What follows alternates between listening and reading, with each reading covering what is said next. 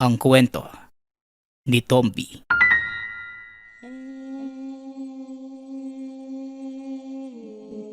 Ang kwentong ito ay hango sa totoong buhay. Mula ito sa isa nating tagapakinig. Karanasan ito ni Vino. Walang eksaktong taon. Probinsya ng Aklan. Isang malalim na buntong hininga ang nahugot ni Vino nang makita ang alagang kalabaw. Nakatihaya sa lupa. Wakwak ang tiyan. Ubos na ang dugo sa katawan. Alam naman niya na mamamatay rin ang alaga dahil sa matinding karamdaman. Ngunit ang ikinagagalit ng binata, inunahan pa ng mapaminsalang nilalang ang kamatayan ng alaga. Ilang araw itong hindi nakauwi dahil sa pangungopra sa kabilang bayan. Ibinilin ang kalabaw sa kaibigan, ngunit hindi naman nabantayan. Natagpuan na lamang ito sa ganoong sitwasyon. Base sa mga bakas ng sugat at amoy na naiwan sa katawan, walang ibang matutukoy na salarin kung hindi aswang lamang.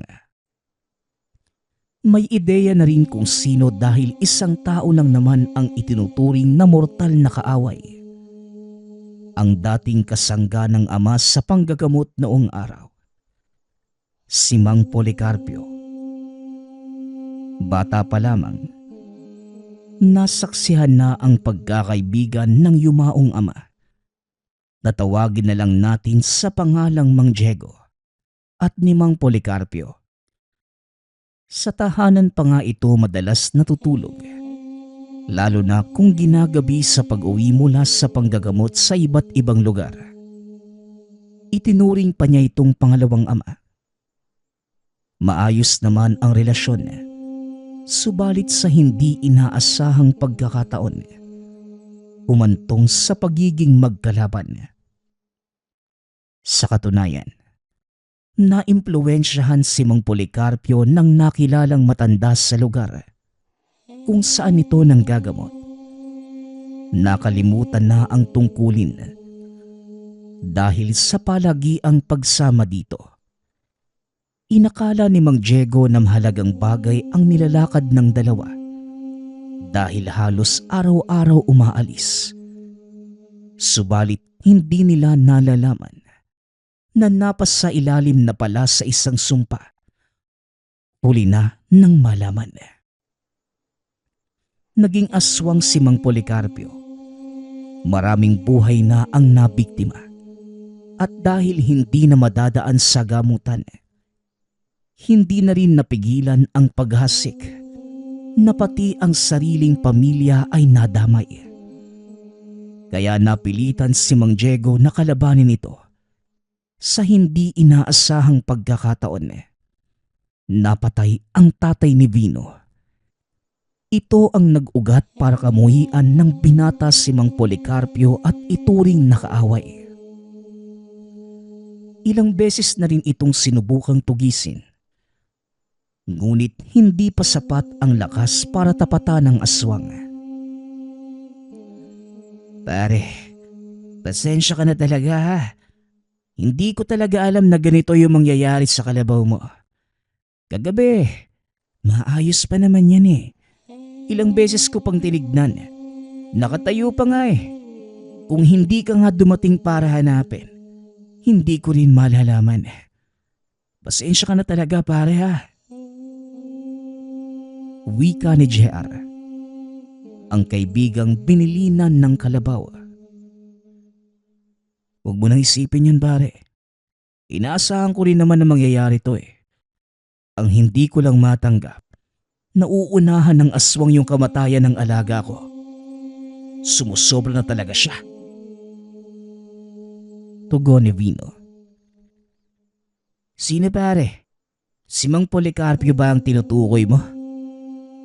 Alam mo pare, siguro dapat magdahan-dahan ka sa mga paratang. Oo, Alam natin pareho kung anong klase ng tao si Mang Policarpio at kung gaano siya kasama. Pero kung makakarating sa kanya na siya ang pinagdududahan mong dumalis sa kalabaw mo, malamang susugurin ka nun eh.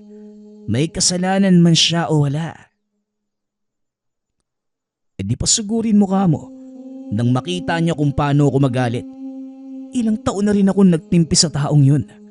Masyado nang malaki yung kasalanan niya sa akin. Oh pare, hinay-hinay. Nagagalit ka na naman eh. Umuwi ka na lang muna para makapagpahinga. Ako nang bahalang maglibing nitong kalabaw mo. Pero bago yun, pahingi mo ng panginom. Nakakagana kasing magtrabaho kapag may tinutunggang lambanog. Isang galon lang naman. Sige na pare. Ay nako, puro ka lambanog.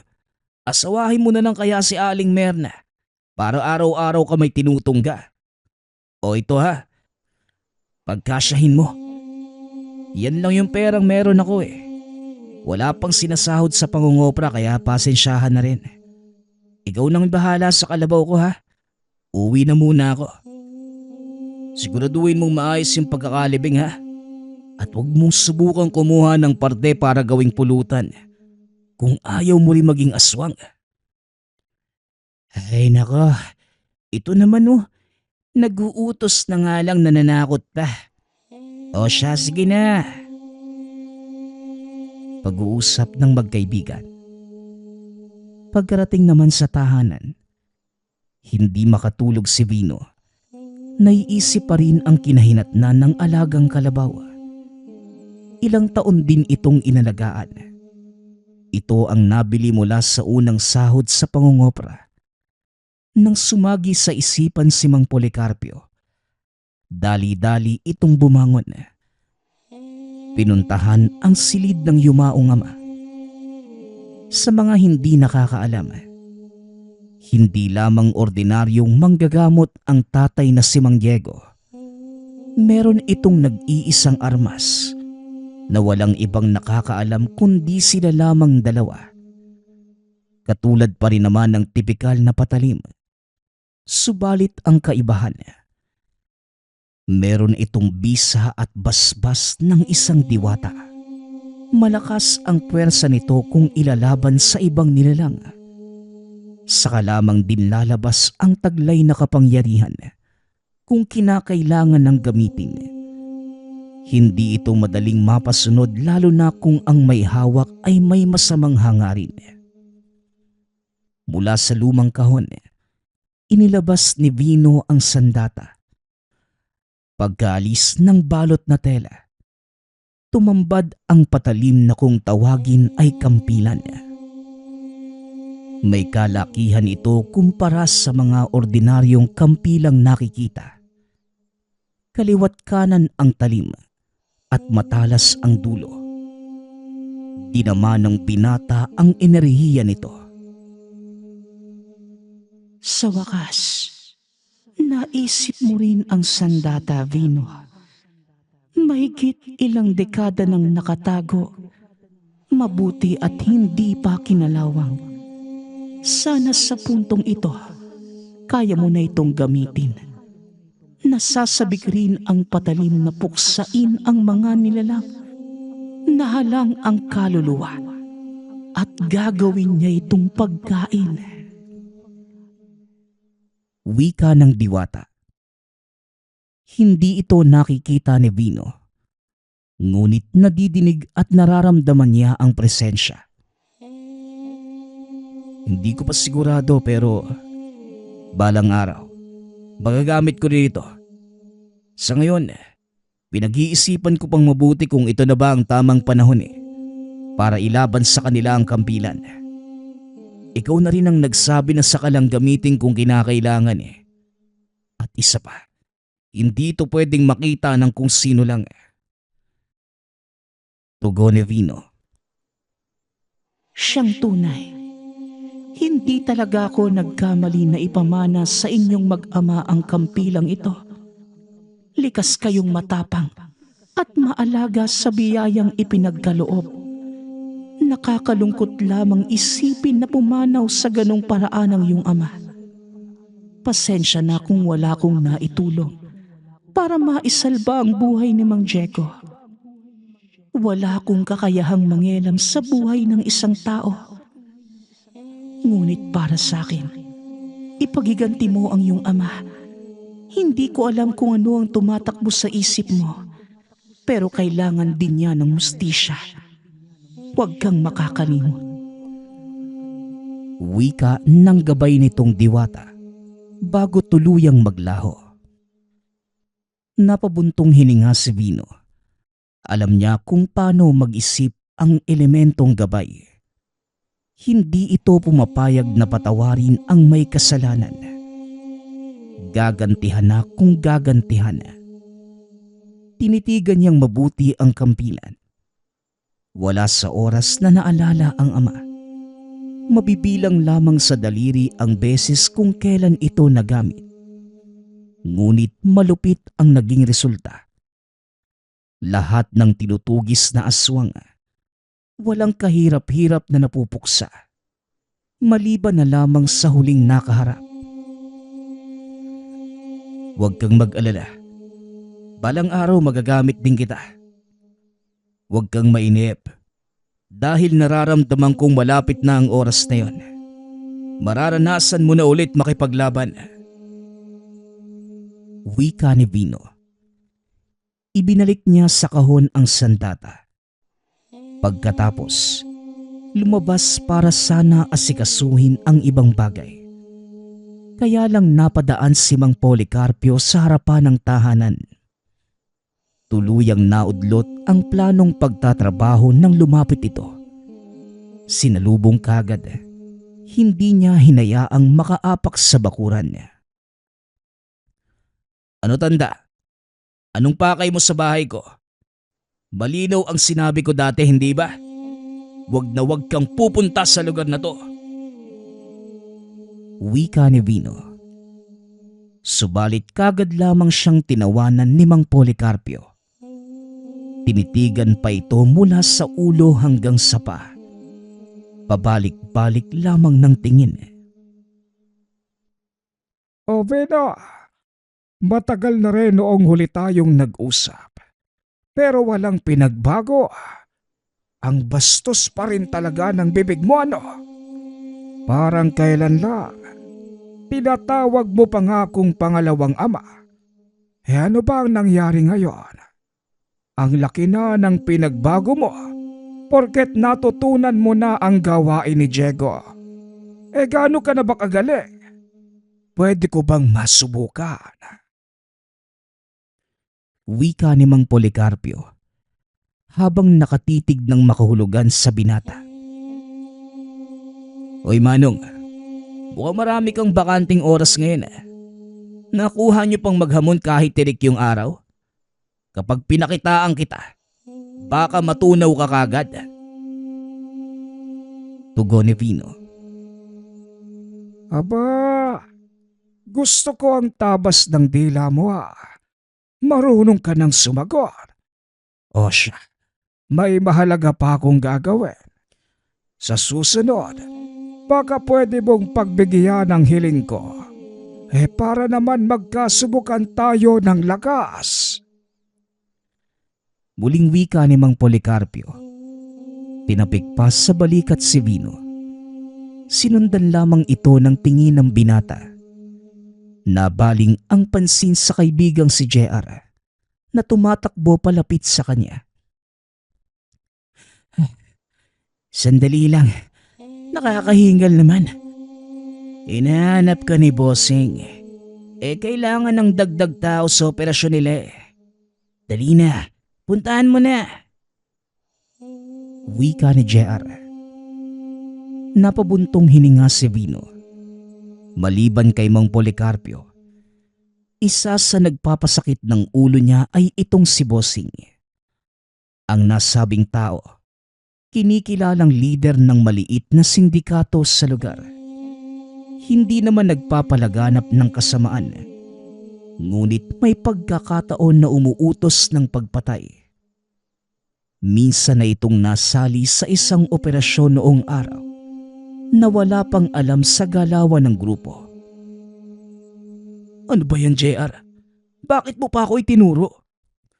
Alam mo naman na ayaw kong madawit sa grupo ng mga yan. Mamaya, utusan pa akong pumatay eh. Wika ni Vino. Vino, ano bang magagawa ko? Pare, alam mo naman na wala akong karapatang humindi sa kanya. Hawak niya ako sa leeg. Kung hindi ako susunod baka singilin ako sa utang ng sugurol kong ama. Aba, kulang na kulang ang buhay at kaluluwa ko para pambayad. Sige na pare, ngayon lang naman. May mahalaga lang siyang iuutos. Bagay na ikaw lang daw ang mapagkakatiwalaan. Ano? Bagay na ako lang ang mapagkakatiwalaan. At ano naman yun? Aba malay ko pare. Magbihis ka na nga lang. Puntahan mo si bossing sa opisina niya. Wika ni JR. Dahil sa kuryosidad, pinuntahan ni Vino ang tahanan ni bossing sa kabilang sitio. Pagkarating doon, walang katao-tao. Ngunit naghihintay ito sa loob. Sinigurado pang nakasara ang mga bintana at pinto bago sinimulan ang usapan. O bossing, hindi ibig sabihin na nandito ako. Pumapayag ako sa gusto mong mangyari. Gusto ko lang munang malaman kung ano ang sinasabi ni JR na bagay na ako lang ang mapagkakatiwalaan. Pakilinaw nga po sa akin para maintindihan ko. Tanong ni Vino. Alam ko ang ginagawa ng yumao mong ama. Hindi lang siya ordinaryong manggagamot. Tumutugis din siya ng aswang. At balita ko, meron din siyang sandatang ginagamit para sa pakikipaglaban. Patalim na madaling makapatay ng ganitong klaseng nilalang. Tama ba ko, Vino? Tugon ni bossing. Natahimik si Vino. Gulat na napatitig sa kausap. Sa natatandaan niya, walang ibang nakakaalam ng bagay na ito kundi sila lamang mag-ama. Kaya ganoon na lamang ang pagtataka ng banggitin ni bossing. Teka, paano niyo ho nalaman yung bagay na yan? Bossing, pinapasundan mo din ba si tatay noon? Kami lang yung nakakaalam tungkol dito kaya paano mo nalaman? Tanong ni Vino. Hindi ito mapakali. Gustong malaman ang katotohanan. Alam ko ang bagay na yon. Dahil dati, iniligtas ako ni Mang Diego laban sa aswang. Kung hindi dahil sa tatay mo, malamang matagal nang naaagnas ang katawan ko. Vino, siguro naman ibinili niya sa iyo ang sandata. Gamitin natin para talunin ang aswang na nanggugulo sa akin. Pakiusap, tulungan mo ko. Babayaran kita kahit magkano. Sabihin mo lamang ang eksaktong presyo. Wika ni bossing. Napaatras si Vino. Pinakaayaw ng ganitong usapan ng binata. Lalo na kapag may presyong babanggitin. Bossing, handa ho akong tumulong kapag usapang aswang. Pero kung sasabihin yung magkano, magbabayad kayo para lang matugis yung nilalang? Hihindian kita kagad. Pasensya na po ha, pero parang iniinsulto nyo kasi ako eh. Ang pagpuksa ng ganitong halimaw, likas para sa kagaya ko manunugis. Kumikilos ako kahit walang bayad. Ang kailangan ko lang, sapat na rason para patayin ang aswang na yon. Pero pasensya na po ha. Nangako na ako sa sarili ko na hindi na makikipagtulungan sa inyo. Naiisip ko kasi na baka patibong lang to eh. Para pumatay ng inosenteng tao. Kagaya ng pinagawa nyo dati. At isa pa, may trabaho ako ng kopra bukas. Vino, hindi ako pwedeng hindian. dahil alam kong gusto mo ring gumanti sa taong sa aswang na ito pala. Hindi mo ba itatanong kung sino? Kung galit ako, mas galit ka sa nilalang na ito. Muling wika ni Bossing. Nabuhay ang kurisidad ni Vino. Dali-daling lumapit at naupo sa tapat ni Bossing. Wala ho akong ideya kung sino ang sinasabi mo. Pero sige, tutulungan kita. Huwag mo na lang din sabihin kung sino para magkagulatan kung sakaling magkaharap na. Ngayon, sabihin mo sa akin ang bawat detalye. Siguraduhin mong sapat na rason yan para matugis ang isang aswang. Wika ni Vino. Dito detalyadong isinalaysay ni Bossing ang buong detalye. Pagkatapos mapakinggan, nakipagkasundo ito ngunit walang perang pinag-usapan. Tumutulong siya ng walang kapalit. Gusto lamang ay sapat na dahilan para puksain ang isang nilalang. Nang sumapit ang itinakdang araw ng pag-alis para pumunta sa kabilang lugar kung nasan naroon ang makakalaban, dala ni Vino ang sandatang kampilan. Naging maingat sa paligid lalo na sa nakakasalubong. Pagkarating sa opisina ni Bossing, kagad itong pinatuloy ng nakaabang na tauhan. Ikaw ba si Vino? Ako nga pala si Bitoy. Tauhan ni Bossing. Pasok, wala tayong oras na sasayangin. Kaya sana makipagtulungan ka ng maayos ha. Nakikita mo naman yung labas. Hindi ba? Maraming tao. Ibig sabihin maraming mga matang nakabantay.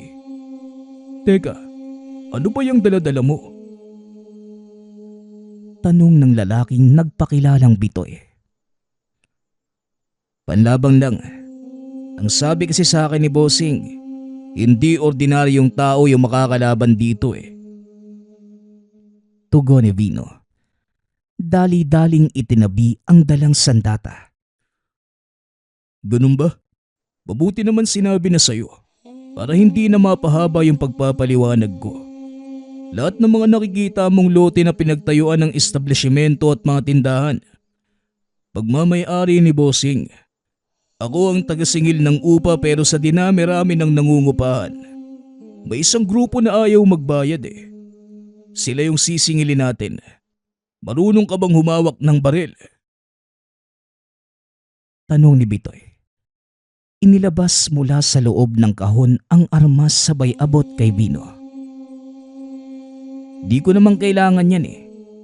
Meron na akong sandata rito na mas malupit pa kaysa sa baril. Kailan ba natin sisimulan? Kailangan ko ring makabalik kagad dahil may trabahong naghihintay sa akin doon. Teka lang, masyado ka naman yatang nagmamadali. Mas mahalaga ang trabaho mong yan kesa rito. Boy, malaki ang kita kapag si Bossing ang nag-utos. O ikaw, wag mo kong itutulad sa'yo. Mukha kang pera eh. Sandali lang. Meron ka pa bang ibang kasama rito? Tanong ni Vino. Tumayo ito at hinawi ang kurtina sa bintana. Mula roon, bumungad ang pagmumukha ng isang lalaki. Nagulat at saka kumaripas ng takbo.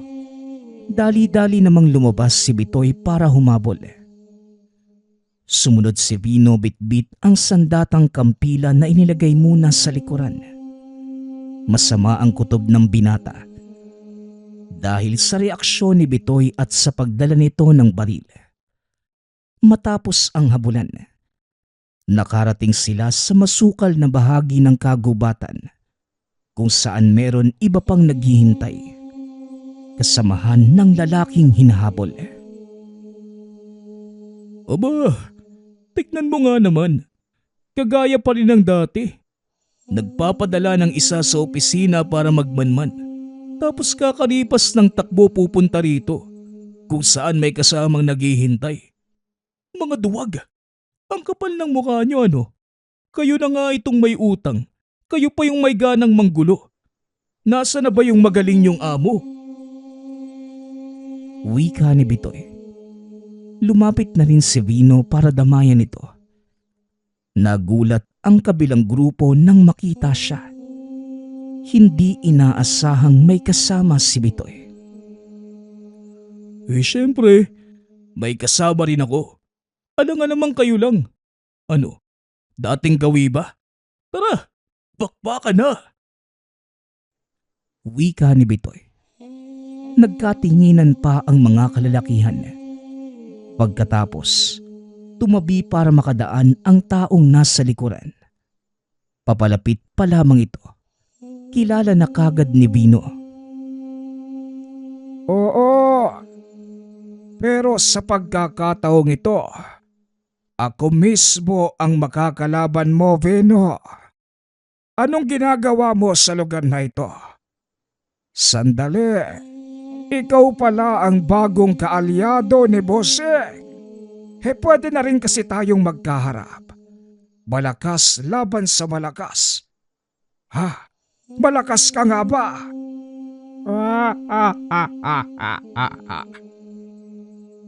Wika ni Mang Policarpio na sinunda ng malakas na pagtawa. Abayos, magkakilala pala kayo. Siya yung tsuhi ng duwag na lider ng grupong yan. Sa tuwing maniningil ako, ang damuhong yan ang hinaharap sa akin. Imbis na magdala ng pambayad, nag-aaya ng away. Siguro naman, hindi ko na kailangang ipaliwanag kung anong klase ng halimaw yung makakalaban natin. Maghanda ka na. Sagupaan ang susunod nito.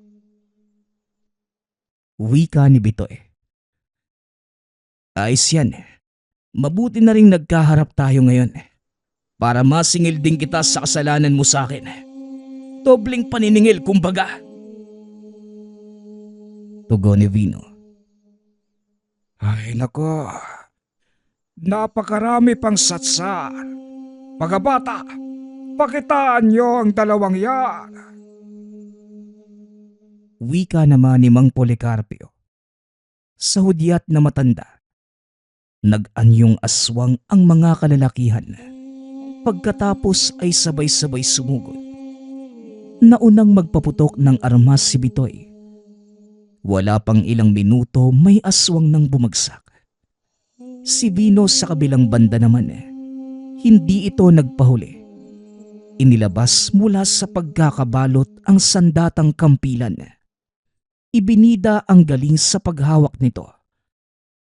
Wala man ang gabay na engkanto, ngunit malupit na ang kinalalabasan. Bawat atake ng binata ay may aswang na nalalatayan ng patalim. Kahit daplis lamang, malubha ang kalagayan. Ilang sandali pa ang lumipas. Kalahati sa kabilang grupo ang nalagas. Kaya pala balot na balot kasi malakas ang puwersa. Magaling ka talaga, Vino. Papuri ni Bitoy. Bago nagpatuloy ang labanan, dumating ang presensya ng diwatang gabay. Kinausap nito si Vino. Bahagya pang nagtampo dahil hindi man lamang hinintay. Ay nako, hindi mo man lang ako hinintay, Vino. Natagalan lang dahil nasa kalagitnaan ako ng katuwaan. Hindi mo naman sinabi na may laban pala tayo ngayon. Naaaliw tuloy ako sa bago kong nahanap na laruan. Nawala sa isipan ko ang pagiging gabay. Wika ng diwata.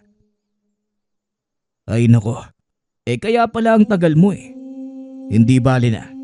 Nakisabay naman yung kampilang kahit wala ka eh. Ano, handa ka na bang makipaglaban ngayon? Tanong ni Vino. Uy ikaw, sino bang kinakausap mo? May nakikita ka bang hindi ko nakikita? Tanong ni Bitoy. Napailing na lamang si Vino bilang pagtugon. Tumawa naman nang tumawa ang gabay. Hindi nagtagal. Muling nag-umpisa ang labanan.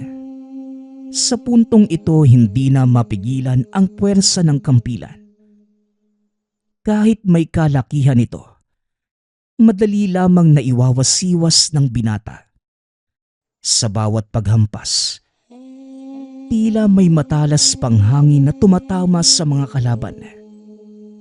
Bawat wasiwas, kahit malayo ay may aswang na bumabagsak. Hindi lang nasusugatan. Halos lahat ay nahahati ang parte ng katawan. Marami din ang napugutan ng ulo. Hindi nagtagal. Naubos din ang mga ito. Aba, ayos yan ah. Makapili nga rin ng kampila na yan. Maganda palang ilaban sa ganitong pagkakataon eh. Sandali, kulang ito ng isa. Buisit, natakasan na naman tayo ni Tandang Policarpio. Wika ni Bitoy. Ginalugad ng dalawa ang buong paligid. Ngunit naging maingat ang pagtakas at walang naging bakas na iniwan.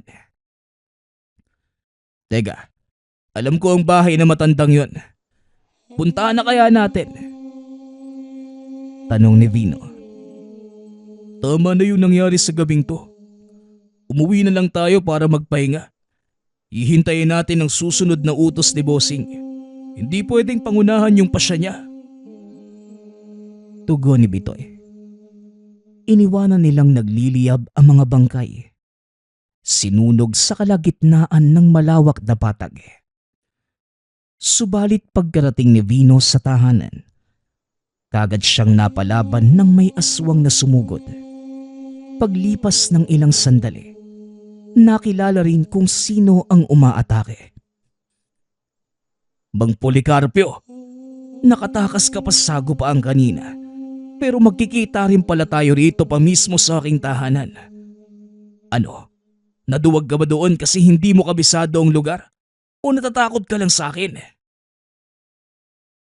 Wika ni Vino. Wala sa nabanggit. Gusto ko lang hamunin ka ng labanan na tayong dalawa lang. Sa wakas, nakita ko na rin ang sandatang palihim na ipinagmamayabang sa akin ni Diego sa mga aswang. Ilang beses ko nang hiniling na makita yan. Hindi ko alam na ngayong gabi pala. Tignan nga natin kung gaano ka nakahusay sa paghawak niyan. Tugon ni Mang Policarpio. Todo naman ang pagpigil sa sarili ni Vino sa pangiinis na matanda. Kaagad niyang hinugot ang kampilan. Ibinida sa harapan nito. Sige, pero siguraduhin mo na hindi ka iiyak sa sandaling lumapat ang patalim sa'yo. Mahapde pero medyo lang naman. Wika ni Vino. Kaagad nag-anyong aswang si Mang Policarpio. Sumugod ito. Patuloy ang pagkalmot. Puntirya sana ang mukha ng binata. Base sa mga atake, ang layo nito ay mapuruhan ang mga mata ni Vino. Alisto naman sa pag-ilag ang binata. Naging mabagsik ang nilalang sa mga sumunod na sandali. Walang tigil sa pagsugod. Umabot din sa puntong nahirapan sa pag-iwas si Vino dahil sa bilis ng kilos. May pagkakataon pang nabibitawan ang patalim. Kalaunan, naisangga na lamang ang mga baraso sa atake ng aswang.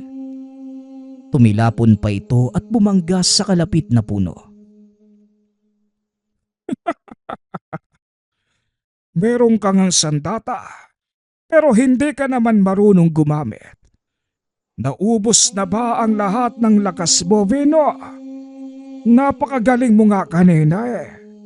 Kung hindi ako nakatakas baka napabilang na sa mga aswang na napatay mo. Ano ba yan? Gusto ko na sanang makita kung gaano kagaling ang kampilan na ito. Kaso nga lang walang kwenta ang nangangalaga.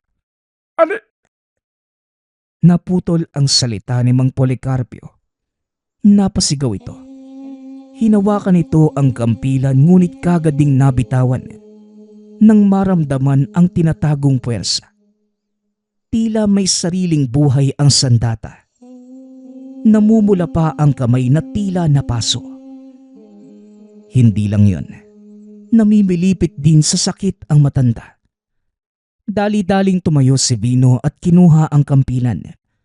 Napatitig sa patalim dahil sa hindi inaasahang kakayanan. Ito pa lamang ang unang beses na nasaksihan ang ganong bisa. Sa kabilang banda naman, mula sa pamumula, namagarin ang kamay ni Mang Policarpio. Naluluha na rin habang iniinda ito. Anong klaseng patalim ba yan? Napakasakit ang kamay ko! Wika ni Mang Policarpio.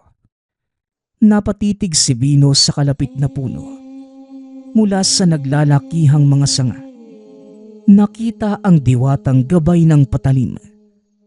Tumatawa pa ito habang nakaturo kay Mang Policarpio.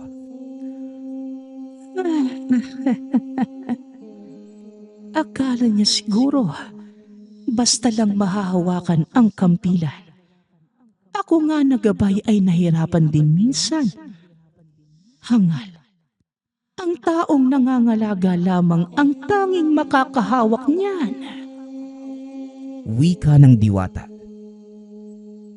Ay naku, nandiyan ka lang pala pero hinayaan mo kong ibalibag na matandang to. Pinaglalaroan mo na naman ako, ano?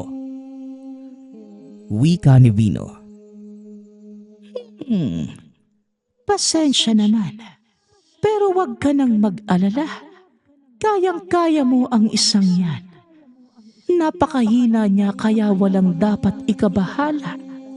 Tapusin mo na rin nang makapagpahinga ka na. Tugon ng gabay. Binalingan ng pansin ni Vino si Mang Policarpio.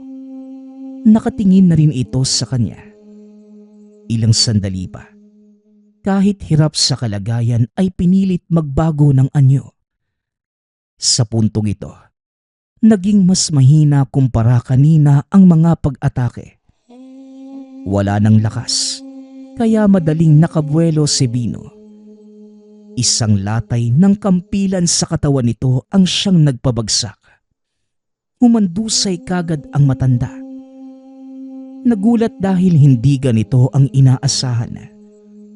Mahaba-habang laban ang naiisip dahil sa ipinamalas na lakas nito kanina. Ngunit ngayon, bagsak na sa harapan niya ang nilalang. Ano bang sinabi ko sa'yo? Mahina lang ang isang yan. Tingnan mo. Tulog na. Panghabang buhay na pagtulog. Sa wakas, nabigyan na rin ng hustisya ang pagkamatay ni Diego. Ang matandang ito ang pumatay sa yumao at nagawa mo na, Vino. Wika ng gabay na sinunda ng nakakabinging pagtili. Tama na, ang ingay mo. Nakakabasag ng tenga. Hindi lang naman para kay tata yung ginawa kong pagpuksa kay Mang Policarpio eh.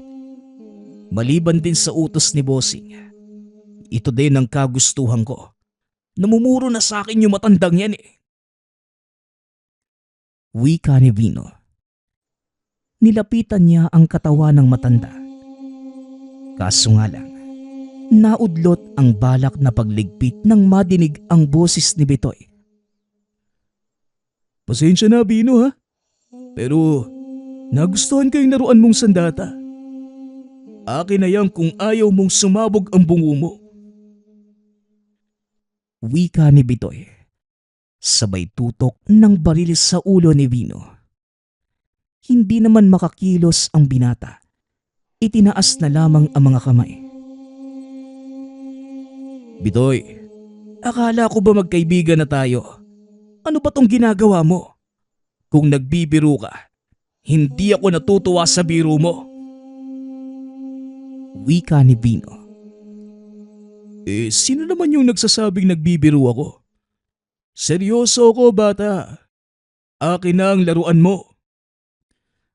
Tugon ni Bitoy. Dali-daling tinignan ni Vino ang gabay na diwata. Masama ang titig nito kay Bitoy. Bago niya pihitin ang gatilyo, pasabugin mo ang ulo niyan. Unahan mo na. at ako ang bahalang magligpit ng katawan. Wika ng gabay. Binalingan ni Vino ng pansin si Bitoy. Hindi makikitaan ng pagbibiro ang mukha nito. Seryosong seryoso. Nakahanda na ang daliri sa pagpihit ng gatilyo. Napalunok na lamang sa ideya na anumang oras ay pwede nitong paputukin ang armas. Bitoy, pwede naman natin tong pag-usapan. Ibaba mo ang baril mo. Wala nang dapat pag-usapan, Vino. Akin na yung kampila na yan at hindi kita papatayin. Ganun lang kasimple. Sigurado ka na ba talaga rito? Para sa pagkakaalam mo, walang sino mang makakakuha ng kampilang to sa kanyang tagapangalaga. Hindi mo ito mapapasunod kaya wala ring silbi kung ibibigay ko sa'yo. At isa pa, baka sapitin mo lang yung nangyari sa aswang na yan. Wika ni Vino. Itinuro pa ang kinalalagyan ng bangkay ni Mang Policarpio bilang halimbawa. Ngunit lalong idiniin ni Bitoy ang pagkakatutok ng baril sa ulo ng binata. Ano ba? Ibibigay mo? O sasabog ang utak mo rito, bata? Maiksi lang ang pasensya ko. Kaya akin na ang... Hindi na natapos sa pagsasalita si Bitoy. Bumuluwak ang dugo sa bibig. Kasunod nito ang pagluhod at pagbagsak sa lupa. Pumutok ang mga ugat sa katawan dahilan ng kamatayan. Napatingin si Vino sa gabay na engkanto. Maaaring gumawa ng hakbangang gabay kung nasa kalanganin ang tagapangalaga ng kampilan. Kung hinintay ko pa ang kilos mo, mahuhuli na at sasabog ang bungo mo, Vino. Nagsasayang ka ng pagkakataon. Wika ng diwata. Palagi ka namang nagmamadali. Tao lang naman siya. Pwede pa naming pag-usapan. Wala siyang kaalam-alam sa ginagawa niya. Marahil nagustuhan niya lang yung bisa ng kampilan. Kaya nagka-interes siya. Ikaw naman hindi ka nag-iisip eh. Tugon ni Vino. Ako na nga ang tumulong sa'yo. Ako pa ang hindi nag-iisip. Ayos ka lang ba, Vino? Hindi bali na. Ako na ang bahala sa katawan ng mga ito. Ikaw naman ang magpahinga. Malalim na ang gabi. At marami nang nangyari sa araw na ito. Muling wika ng gabay. Matapos ang kaganapang yun, wala nang Mang Policarpio na nanggugulo sa buhay ng binata.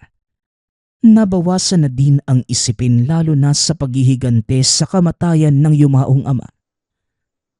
Sa kabila ng lahat, may panghihinayang sa puso ni Vino pagdating kay Bitoy. Naiintindihan niya ang pagkakainteres nito sa patalim. Subalit naiintindihan din ang intensyon ng gabay. Responsibilidad nitong gawa ng paraan ang anumang banta sa ginagabayang kampinan. Ngunit inosente pa ring maituturing si Bitoy. Nagawa niya lamang ang bagay na yon dahil sa paghahangad na magkaroon ng sandata na madaling makakapuksa ng hindi ordinaryong nilalang. Sa paglipas ng panahon, patuloy pa rin si Vino sa buhay. Madalas sarili ang inaatupag. Minsan naman ay ang tungkuling ginagampanan sa sandatang kampilan. Responsibilidad bilang manunugis. Sa awa ng Diyos at sa gabay na diwata, walang laban itong hindi na ipanalo.